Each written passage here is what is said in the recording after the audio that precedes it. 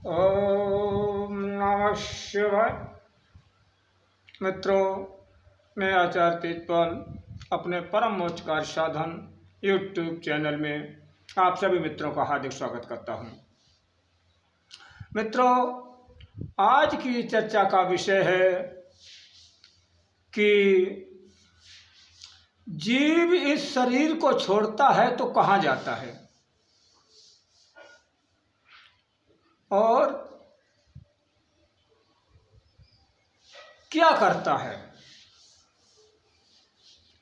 इन्हीं दोनों बिंदुओं पर मैं आपको इस वीडियो में बताऊंगा। बताने से पहले मेरा आपसे एक छोटा सा निवेदन है। यदि आप परम मोक्षकार साधन पर पहली बार विजिट हो रहे हैं, वीडियो देख रहे हैं, तो चैनल को सब्सक्राइब जरूर कर लीजिए, ताकि मैं जो भी जानकारी इस चैनल पर डालूं वो आपको प्राप्त हो जाए। तो मित्रों, मनुष्य जीवन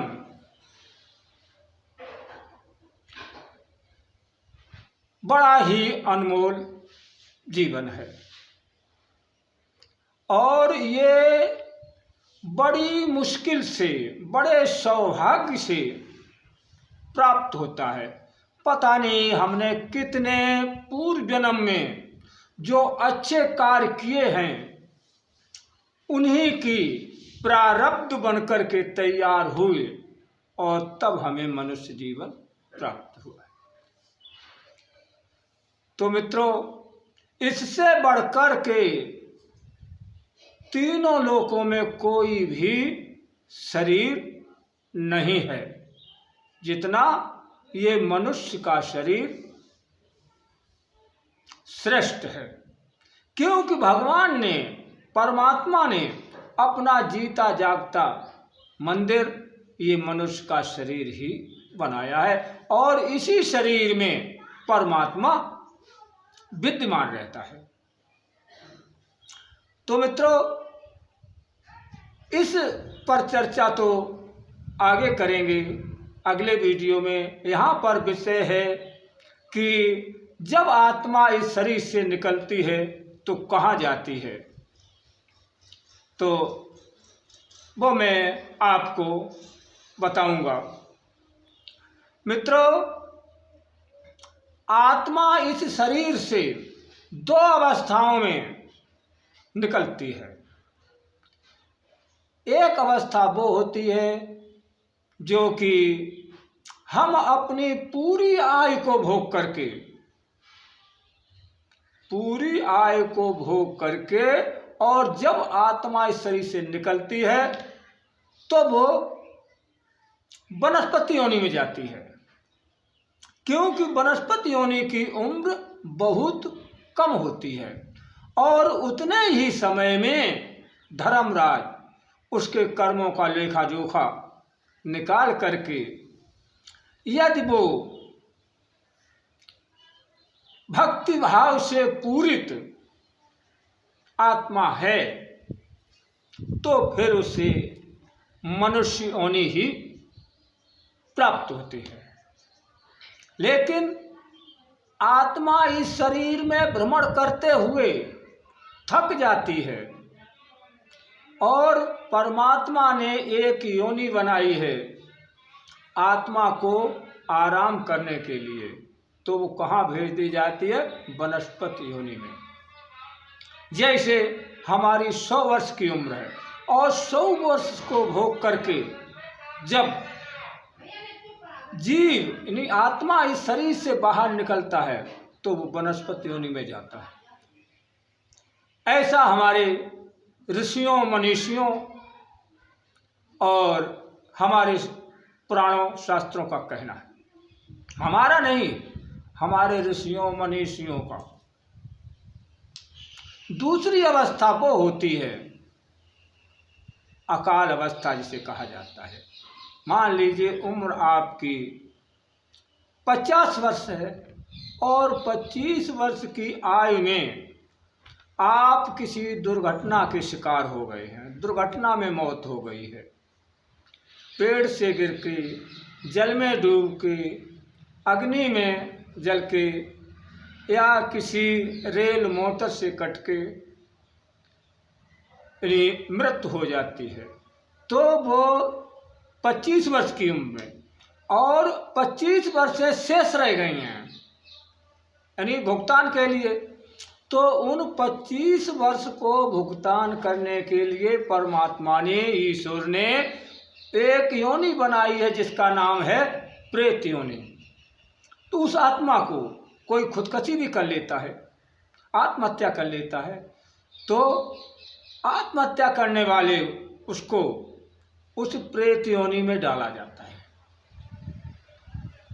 और प्रेत योनि मित्रों बड़ी भयानक होती है, इसकी पीड़ा असहनीय होती है, जिसको कहना भी मुश्किल होता है। तो जब और इससे धर्मराज के दूत बड़ी यातनाएं देते हैं, बड़े कष्ट देते हैं।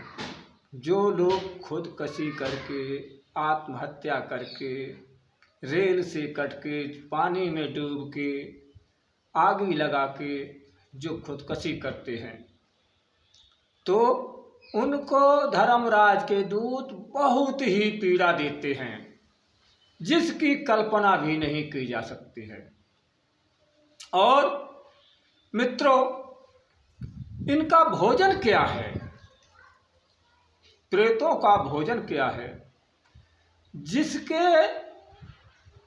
घर का सदस्य जो प्रेत है, प्रेतों के पहले के जो जिस घर में उनका मृत्यु हुई थी, जिस घर में जन्म हुआ था फिर मृत्यु हुई, उनके जो परिजन हैं, परिजन रोते हैं, चिल्लाते हैं, तो उनके आँखों से पानी गिरता है, मुँह से, नाक से बलगम गिरता है। तो जो वो प्रेत हैं वो उन आंसुओं को पीते हैं और वो जो बलगम आदि को खाते हैं। प्रेतों का खाना और यदि इनकी पीड़ा का बखान करें तो ये वीडियो जो है हमारा बहुत लंबा हो जाएगा और इसका बखान भी नहीं कर पाएंगे हम। फिर मित्रों, यही जो प्रेत हैं अपने परिजनों को डराते, धमकाते, परेशान करते हैं, और क्योंकि इनको वहाँ ममता होती है। और जब प्रेत योनि से छुटकारा जब इनको मिलता है, फिर धर्मराज इनके कर्मों का लेखा जोखा निकाल करके इनके कर्मों के अनुसार फिर इन्हें जिस योनि के लायक हैं उस योनि में डाल दिया जाता है। इस तरह से दो अवस्थाओं में इस शरीर से आत्मा दो अवस्थाओं में निकला करती है। दोनों अवस्थाएं मैंने आपको बताई और प्रेत के मामले में बता दिया कि प्रेतों का खाना क्या है और प्रेत अपने परिजनों को भी परेशान करते हैं। अब आगे की जो प्रेतों के भोजन संबंधी, पीड़ा संबंधी जो जानकारी है वो हम अगले वीडियो में आपको बताऊंगा। आज का बस इतना ही। यदि वीडियो अच्छा लगा हो तो लाइक करना और शेयर भी करना। यदि चैनल को सब्सक्राइब न किया हो तो चैनल को सब्सक्राइब जरूर कर लीजिए। और किसी प्रकार की शंका के लिए आप हमें कमेंट में ज़रूर लिखना। यदि अच्छा लगा हो तो कमेंट में लिखना। यदि इस पर किसी प्रकार की शंका हो तो अपनी शंका भी आप लिख सकते हैं। और इसी के साथ अपनी वाणी को विराम दे रहा हूँ। अब मिलेंगे अगली वीडियो में नई जानकारी के साथ। तब तक के लिए जय माँ आदिशक्ति। ओम नमः शिवाय।